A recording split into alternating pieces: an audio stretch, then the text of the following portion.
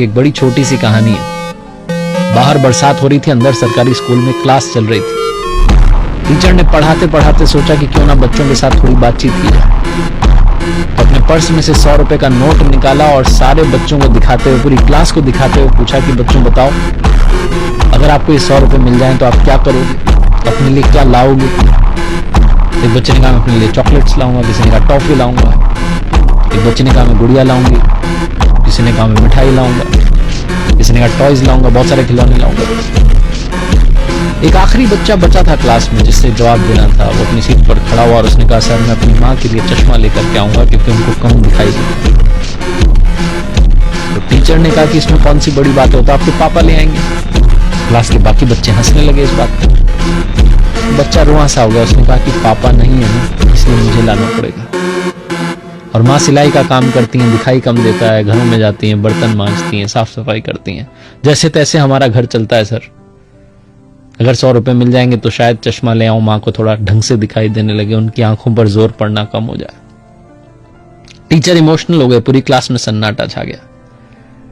Teacher गए जाकर के, सर ने वो जो 100 रुपए का नोट था उस बच्चे को दिया और कहा कि बेटा ये मत सोचना कि मेरी तरफ से गिफ्ट है, ये 100 रुपए तुम्हें उधार दे रहा हूं।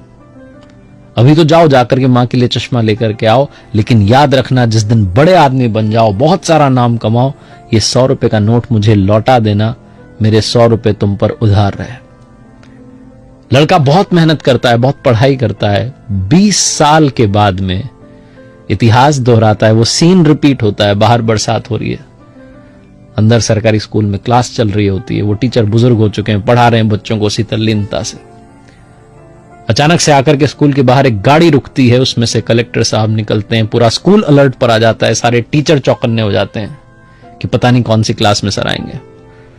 कलेक्टर साहब पूछते हैं एक टीचर का पता और सीधा उसी क्लास में जाते हैं जहां वो बुजुर्ग टीचर पढ़ा रहे होते हैं। विद ड्यू परमिशन क्लास में एंटर करते हैं और जाते ही कलेक्टर साहब बुजुर्ग टीचर को प्रणाम करते हैं, चरणों में सर झुकाते हैं और कहते हैं सर आपने पहचाना नहीं, मैं आज से 20 साल पुराना वही स्टूडेंट जो अपनी मां के लिए चश्मा खरीदना चाहता था, आपने 100 रुपए उधार दिए थे।